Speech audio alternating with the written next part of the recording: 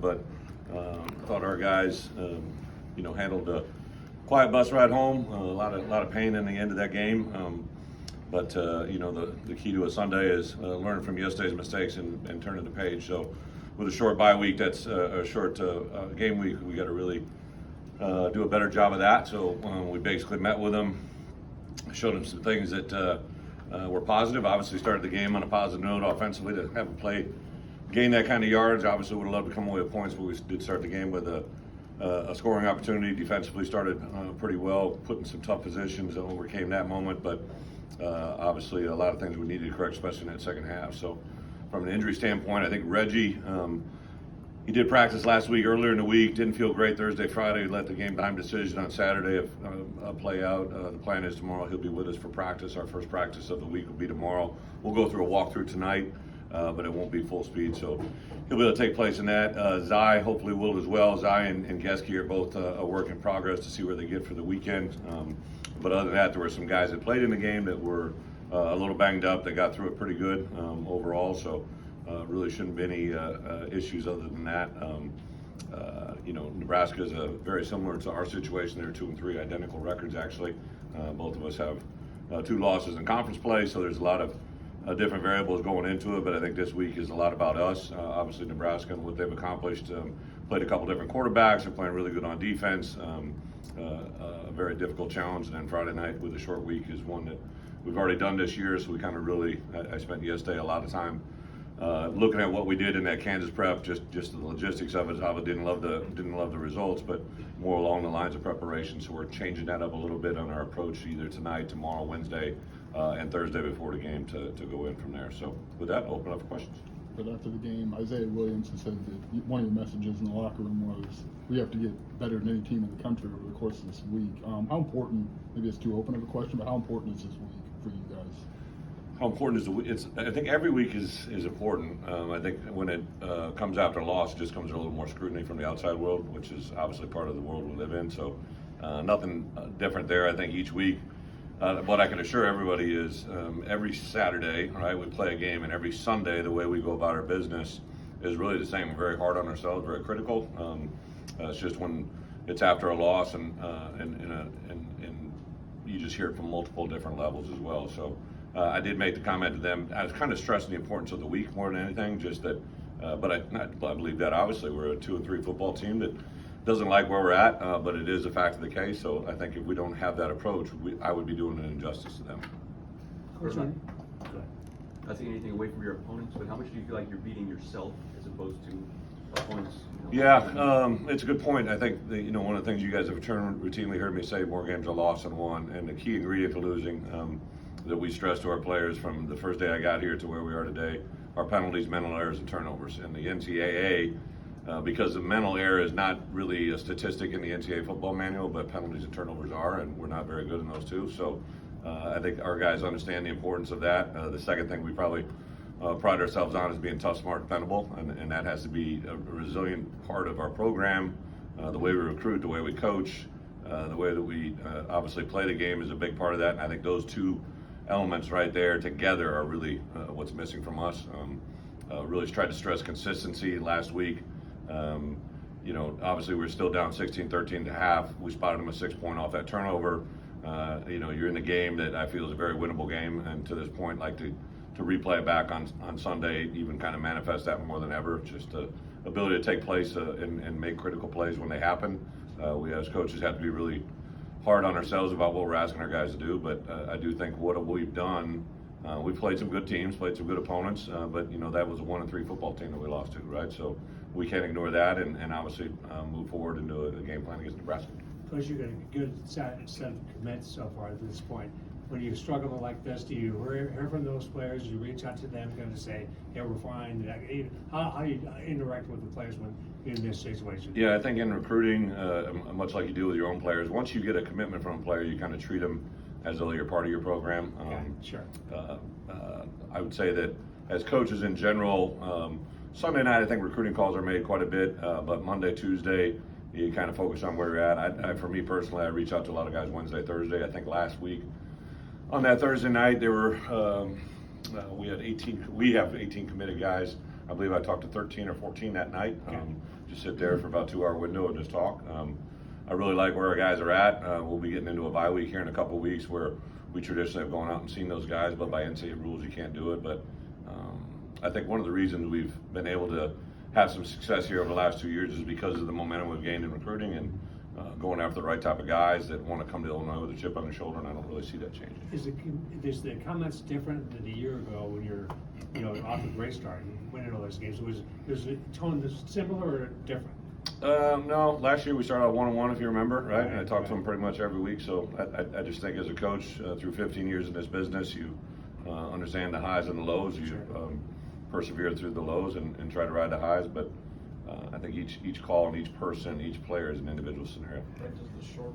The change in the short week preparation, were you making notes during the Kansas week and the result was what it was, or are you making changes because of the result? Yeah, man, that's a great point. One of the things I really try to ask our guys on Thursdays and Fridays during a normal game week preparation is if it's a Saturday game on Thursdays, we have a staff meeting about we have an academic Zoom at 2 o'clock, so we have our last staff meeting on Thursdays at 3 o'clock. I try to let everybody out the door by 4:30, just so one night a week they get to have family night at home. So, but in that meeting, one of the last things I usually say is, hey, take an inventory of how you felt the week has gone.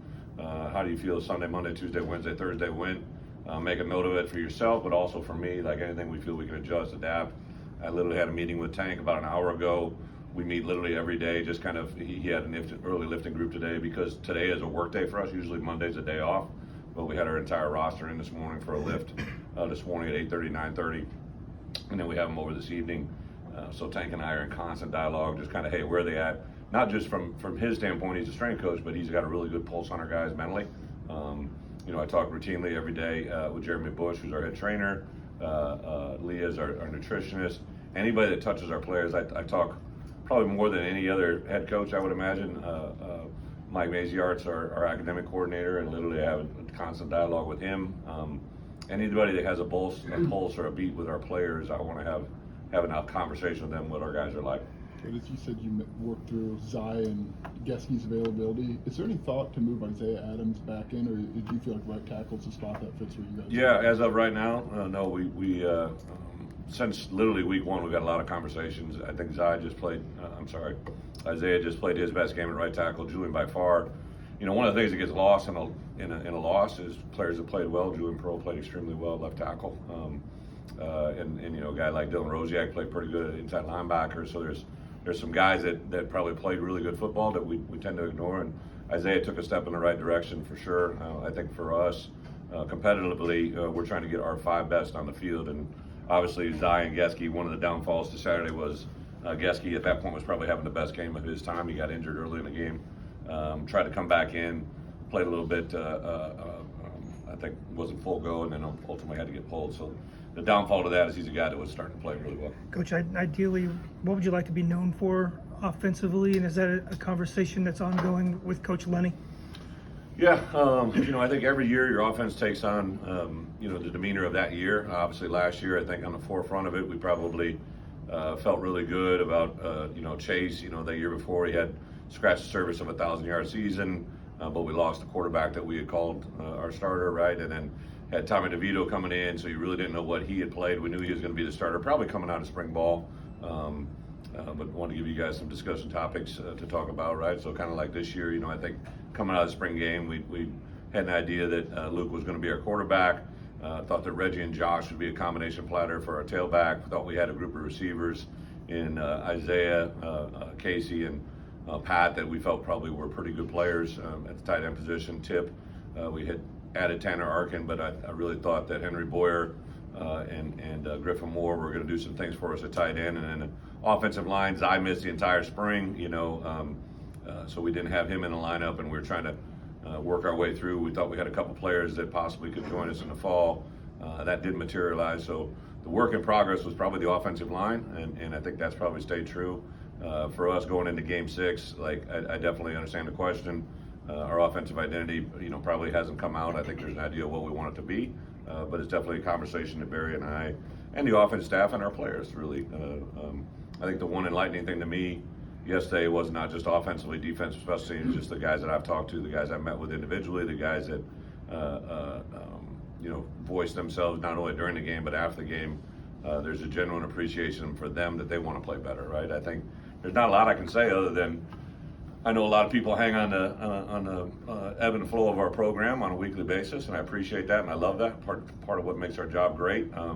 But nobody's more in tune to that than our players and coaches. And I think we firsthand know as coaches, myself as a head coach, I got to coach better. Coaches know they got to coach better, and the players know they got to play better.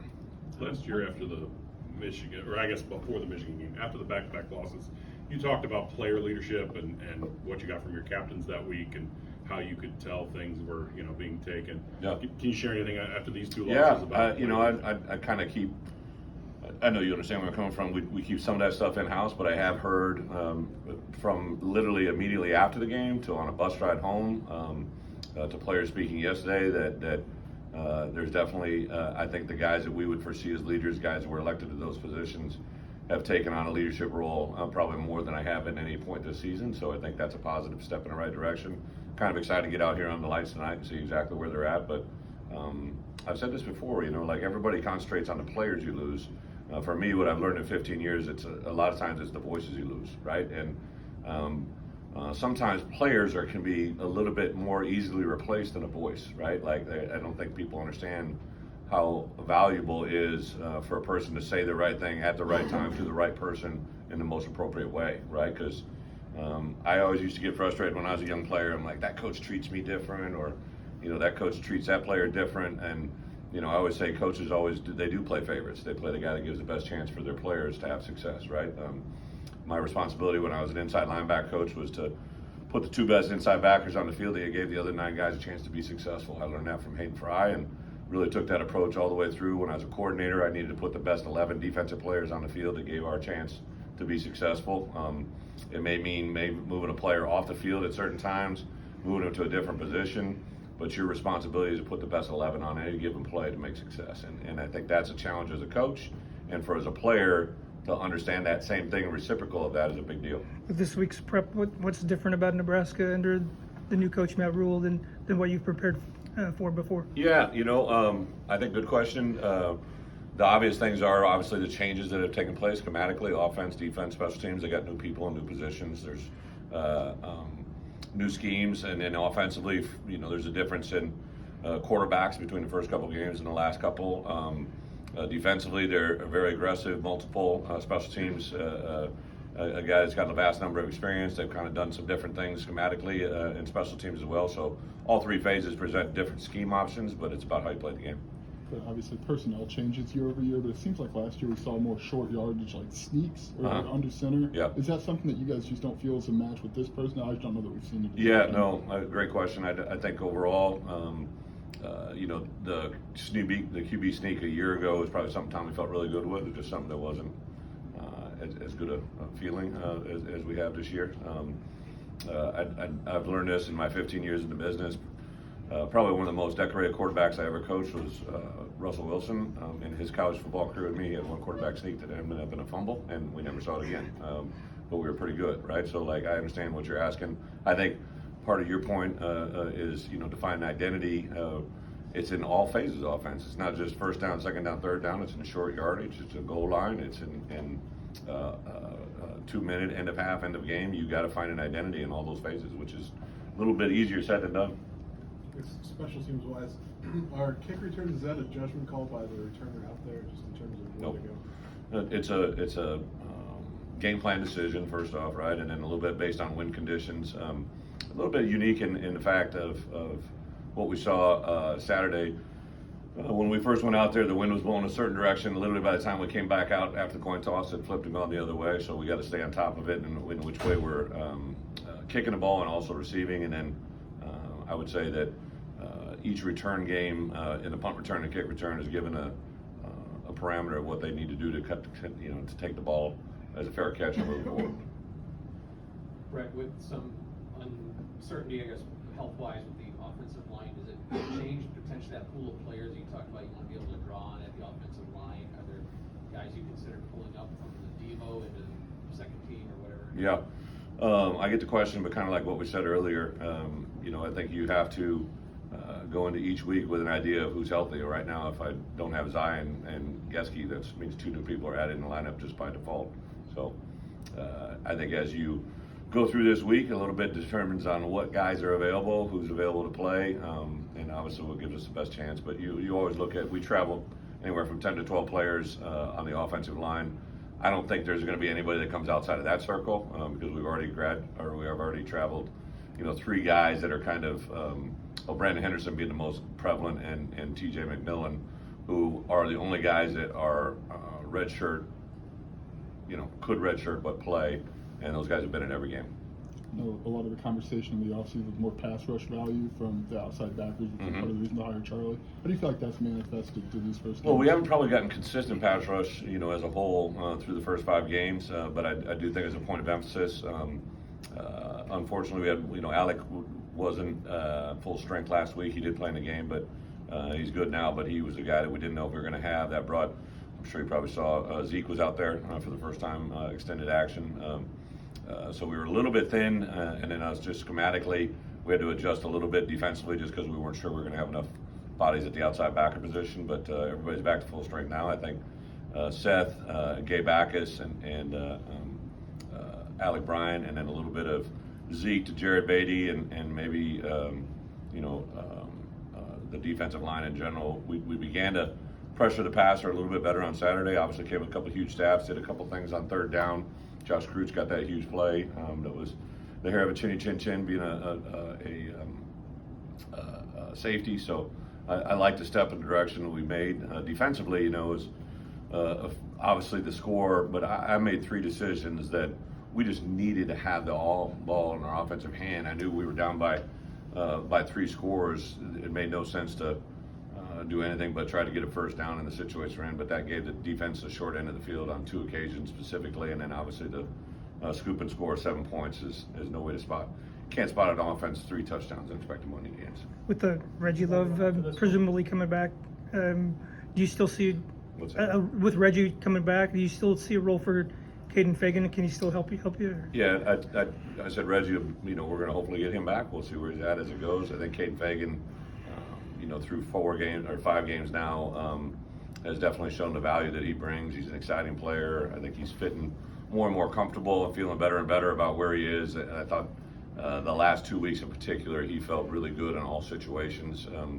I really admire the way he's kind of just steadily grown each week, kind of made his mark. Last week, you could see him burst through the hole, especially on that one play. Like, he's just a big body that gets through little areas, and he's got a lot of velocity when he runs. What do you think you're getting out of the tight end room right now through 5 games? I've been pretty impressed with Tip. I thought Tip is a guy, Tip has 2 years of eligibility, and I think he went into the season with the idea of this being his last, but I think he's a guy that on the verge of, he's playing pretty good right now. I expect him to continue to play better, but he's taken his game to a different level, caught the ball extremely well. He's been pretty good inline blocking.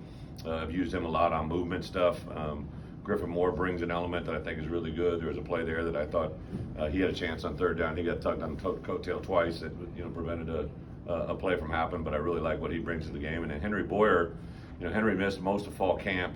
Guy with redshirt a year ago, and I give him a lot of credit. He's found a way to get himself out there and play, and I think that room in general, hopefully on the back end of our season here, is going to be able to give us a lot of Big Ten play. If you wanted to get bigger, could you go? Do you feel good about going maybe to Henry Boyer or even like Tanner Arkin who got out there? Yeah, I think the bigger we get, 13, you've seen it. We've had 3 tight ends out there. I don't think you can plan much bigger than that. I don't think we're a 4 tight end team, but 13 is definitely been in our game plan the last 2 weeks. I don't think we saw it Saturday just by the flow of the game, but that's definitely something that I know our guys offensively feel good about.